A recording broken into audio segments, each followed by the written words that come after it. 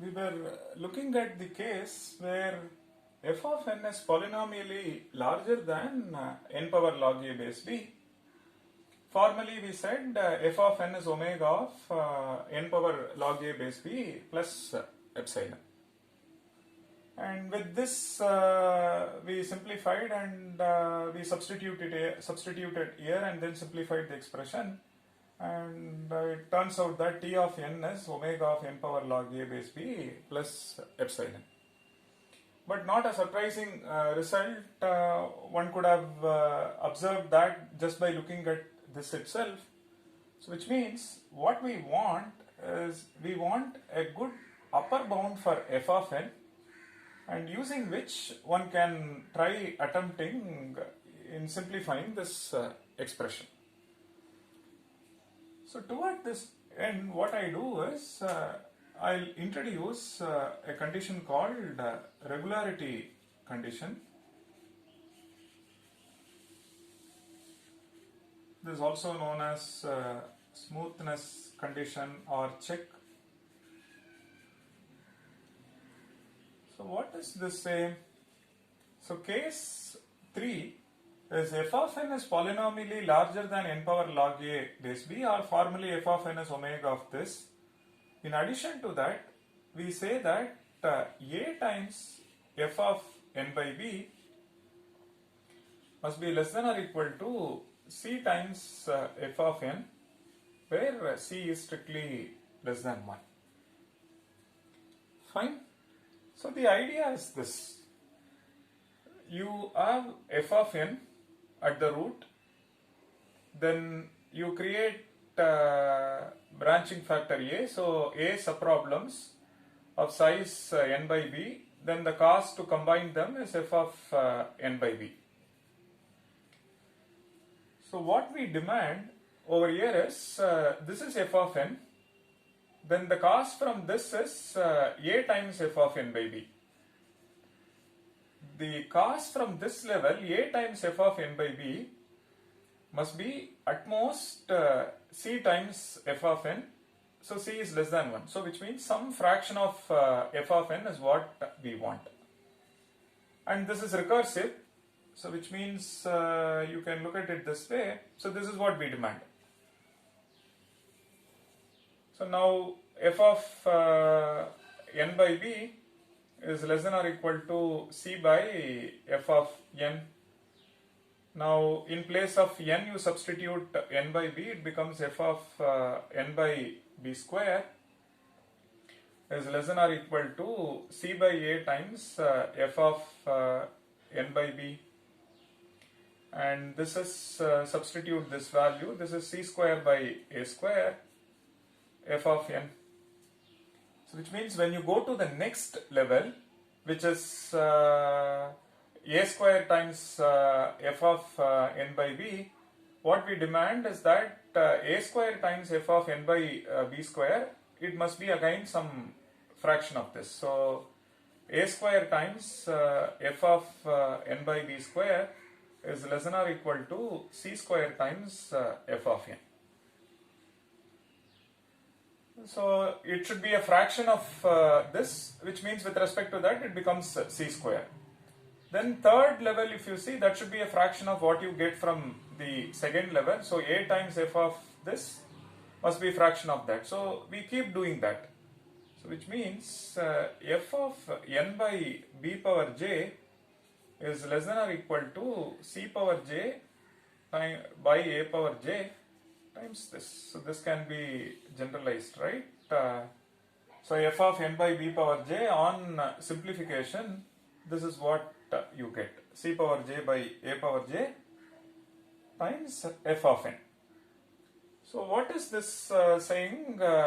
As you move from one level to another level, the contribution from each level, it must be a fraction of what you obtained from the previous level. So we have some control over the contribution from each level. We are going to fix this as our upper bound, meaning f of n by b, contribution from this is less than or equal to c by a times f of n.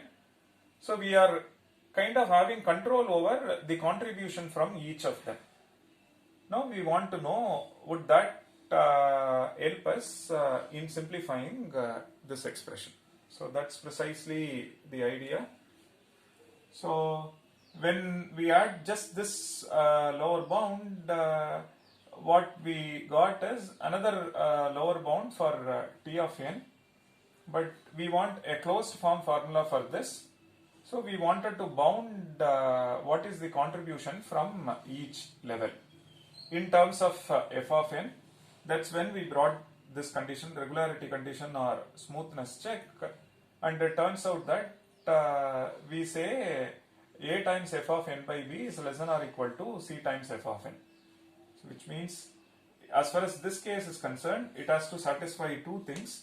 One, f of n is polynomially larger than n power log a base b, and two, it has to satisfy regularity condition. So assuming these two, let's substitute here and simplify.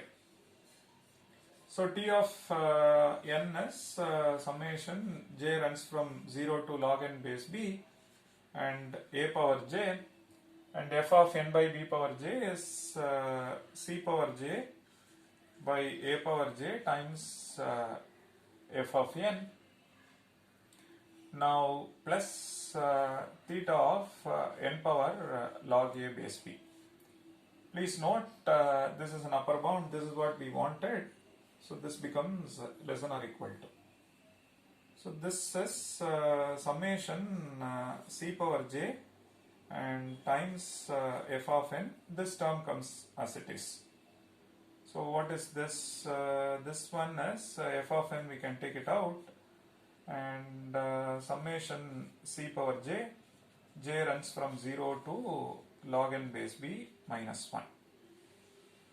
So what is this value? F of n and times this value. So this is c power j, so c power log n base b minus 1 plus 1 minus 1 divided by c minus 1. Okay, so this is f of n times 1 minus n power log c base b divided by 1 minus c. So I'm just rearranging this. So please note c is less than 1. And so which means if you look at this value log c, log 1 base b is 0, then you have a value which is less than 1, which means this will be a negative value, which is something like 1 by something. So this will be f of n times 1 minus so 1 by say n power d by 1 minus c, where d is some constant. Now this is less than 1, this is less than 1. So what we get is t of n is less than or equal to, this part is f of n plus theta of n to the power log a base b. And we know that we are in the case where f of n is polynomially larger compared to this, which means the polynomial growth of f of n is faster than the polynomial growth of n power log a base b, and that shows that this implies t of n is less than or equal to f of n. This implies that t of n is order of f of n. Correct? So when we substitute this bound, we were able to show that t of n is upper bounded by f of n, or t of n is order of f of n. That's on one side. Now you look at this expression. What is the first term in this expression? So what is this? This one is t of n is equal to, first term is f of n, a power 0 and b power 0. First term is f of n, then summation runs from 1 to log n base b minus 1 a power j f of n by b power j plus this quantity. Correct? So the first term is f of n and the rest is over here. So what is this? You see that this is at least f of n, which means t of n is omega of f of n. You have n plus n square plus something. Then t of n is omega of at least n. So in general, t of n is at least this. So t of n is omega of f of n, and this simplification says t of n is this. So from these two, you can conclude that t of n is theta of f of n. And which is interesting. This is really what we were looking for. We need a tight bound when we are in the case where f of n is polynomially larger than n power log a base b. Fine. So just working with this alone, it was giving us a lower bound. Then we introduced this condition. With this condition, we were having a control over what is the contribution from each level. The contribution from this is a times f of n by b, which we said some fraction of f of n. Then the contribution from the next level, a square times f of n by b square, is some fraction of c times f of n by b, or it is c square times f of n. Again, it is c is less than 1, so c square is even smaller.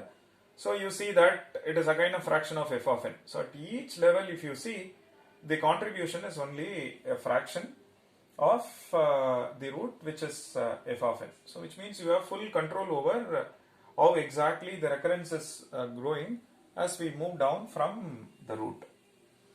And interestingly, we were able to show that this picture itself says, right, this is fraction of f of n, this is fraction of f of n, and so on, which means you ensure that you don't exceed f of n at any point in time.